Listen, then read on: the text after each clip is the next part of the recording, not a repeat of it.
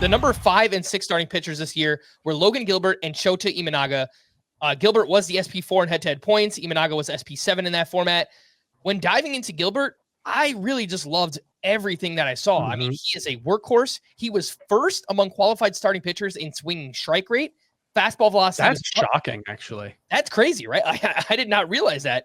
Fastball velocity was up, and he ranked very highly in the Stuff Plus metric, much higher than he's ever been before. I mean, the biggest drawback for him is that he had 9 wins, but that's out of his control. He pitches in a favorable ballpark on what should be a good team. So, man, everything I looked into looked great for Logan Gilbert. And then Imanaga had an incredible rookie season, 291 ERA, 102 whip, just over a strikeout per inning. He has that riding fastball. He has a wipeout splitter, but he's really just a 2-pitch pitcher. The underlying ERA indicator said, okay, maybe there's some regression coming. So you have some questions there for Imanaga. Scott, your thoughts here on Logan Gilbert and Shota Imanaga? Yeah, so that stat didn't stand out to me, Logan Gilbert being first in swinging strike rate among qualifiers. If you drop the qualification to 100 innings, Blake Snell and Garrett Crochet are ahead of him by a big margin, but Gilbert still comes in third. I find that interesting because if we're just talking about K per 9.5, that doesn't blow me away. Logan Gilbert threw enough innings that he still got to 220 strikeouts, which is, of course, a great number. But that was a league-leading number of innings. Great control pitcher, a little prone to home runs, so it's a good thing he pitches in Seattle. I don't see why he wouldn't continue pitching in Seattle. So I think he's a pretty safe choice. He still feels a little he feels a little unspectacular to me. Like, I could see his ERA, it was 3.73 in 2023 and dropped to 3.23. I could see it creeping into the mid threes again. Yeah. That'll make the premium you pay for him a little less palatable. I guess my pushback, just real quick on Gilbert there, is that was the year where offense was up, right? If we do assume that the offensive environment will be like it was this year in 2022, he had a 3.20 and a 3.23 ERA in those 2 seasons. So I guess I don't know how I can assume anything about offensive environment. That's fair. Which I know you could say, my take about how deep starting pitcher is, it could be upended by the environment changing again. But when I say pitching is deep, I mean like from a true talent perspective, not just from, okay, these guys happen to put up good numbers during this pitching favorable season. But that's a separate point. Logan Gilbert, I have him 6th. So I think that's about as low as you could justify ranking him 6th. So maybe a clear 1, 2, 3, and then a clear 4, 5, 6 in some order between Sale, Burns, and Gilbert. It's just that Gilbert's the last of those 3 for me. I don't know if I'm just looking through like Logan Gilbert's history, and I don't know when the last time he missed a start due to injury. He's a workhorse, man. But it has to be college, because you look at the number of games started, you go to his college, we don't like, that's just a completely different schedule. But his first year as a professional, 26 starts, 135 innings across 3 levels. 2020, he didn't make any starts. Yeah, that'll happen.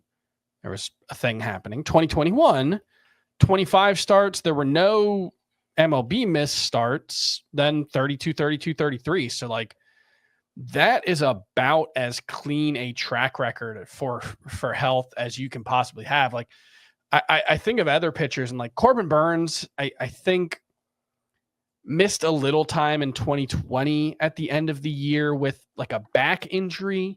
And that was the only one that I've been able to find for him. But like, it's pretty rare. I think it goes without saying to find a pitcher with that pristine of a track record. And Imanaga is someone who did miss some time. I think his final 2 years in Japan with, I'm not sure what the injury specifically was, but I think his innings were a little lower. No. Yeah, he was at 159 in 2020. Yeah, no, I don't think he missed any starts. But I think that's just how much they pitch. Yeah, they pitch every 6 day, and they only have like 145 game schedule. So I think that's actually his track record's pretty pristine as well. Maybe I think of Kodai Senga, who missed some time. I mean, for as dominant as Imanaga is, he doesn't throw very hard, and that's why we were getting some. The scouting reports were kind of mixed on him coming over from Japan last year because he didn't have that traditional dominant arsenal. He does throw a lot of splitters, which is in theory not so good for the elbow, but I think he's pretty durable. But they do space out his starts, and that will keep the innings total down for Imanaga. I'm not counting on much regression for Imanaga at this point. I don't know if I'm totally changing the subject by talking about another pitcher here. But it was one of the two from this group. So I'm not counting on a big correction for Imanaga. We were expecting it over the course of this year. And I think if once seeing that his fly ball heavy arsenal could survive the summer like it did this year, I'm not saying he'll have a 291 ERA again, but I'm not worried about like a 361 ERA so much. I think he'll be. I think if you look at Imanaga and George Kirby, you compare the underlying stats, they come out looking pretty similar. Yeah. One thing I do want to point out is you said he only throws 2 pitches, and that's he threw his 4-seamer and his splitter 83% of the time, basically, and that's basically a 2-pitch pitcher, right? The one thing that I do wonder is while he primarily threw 2 pitches, he actually threw 7 at various points throughout the season. He had a sweeper, a cutter, a changeup, a curveball, and a sinker that he would mix in. And you could say the changeup and splitter, there's not much difference between them. Sinker and fastball, 4-seamer, kind of the same. But like, I do wonder if just hitters having knowledge that there are 7 pitches he could throw makes the fact that he throws the 2 as often as he does less of a concern, because it's not just like it's not just that he throws the 2 hit pitches, but that hitters have to game plan. What if he throws the curveball in this count? What if he throws the sweeper in this count? And like the chances of that are pretty unlikely, and they might just be show me pitches. Although actually pretty much all the curveball, the sinker, the splitter, and the sweeper and changeup all rated out really well. Yeah. And so it's one where I wonder if, like, even though he only throws his changeup and his curveball 3-4% of the time, it might just be enough that they exist. That hitters can't just sit 4-seamer splitter, especially when he locates the 4-seamer up so well and is one of the few pitchers who legitimately can throw a splitter 31% of the time because he commands it really well. That's Nick Pollock famously hates splitters. He thinks no pitcher should ever throw a splitter. And it's because splitters are very hard to command. I don't agree. I think he goes too far, but I get the theory. But in Imanaga's case, the fact that he can command that splitter and throw it just at the bottom of the zone as consistently as he can, even if you know they're coming, if the splitter and fastball look the same out of the hand, how do you barrel those 2 pitches up? And then knowing he's got a sweeper and a chain and other pitches with slightly different movement profiles.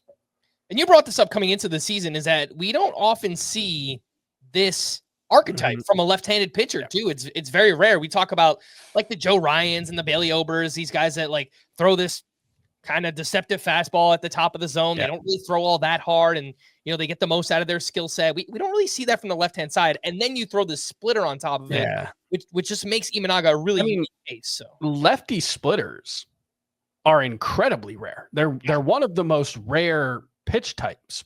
And I think you can look at that both ways. You can say, well, hitters never see this type of pitcher.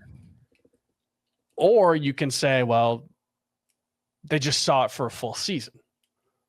What happens if they're more used to it? We don't know. I'm not ranking Imanaga as if he's going to repeat 2024. Where do you have him ranked? I think it was around 15. I think a solid SP2 outcome. Like I would expect some ERA to regression, but he's a really good command pitcher. I don't think he's going to walk any. He'll probably give up lots of solo homers. The whip should still be really good. Like a mid-3s ERA, strikeout per inning, 110 whip. That's probably like an SP2. I will say I could see both Imanaga and Gilbert having some Aaronola in them, where they're good pitchers. I expect them to be good. I could see the ERA being on the higher side for both of them. I don't think that would be crazy either. They don't. I guess it's kind of dumb to say Logan Gilbert doesn't miss bats at an elite level when he just literally led the majors in swinging strike rate. He doesn't strike batters out. So he strikes batters out at a slightly above average clip, but he does rely on his defense more than Tarik Skubal and Paul Skeens, certainly, but also Zach Wheeler and other pitchers in this range. So there's just, I think, an inherent variance. It's not bad. It's just adds a little bit more unpredictability to the ERA. And I think you can say the same thing about a couple of pitchers coming up.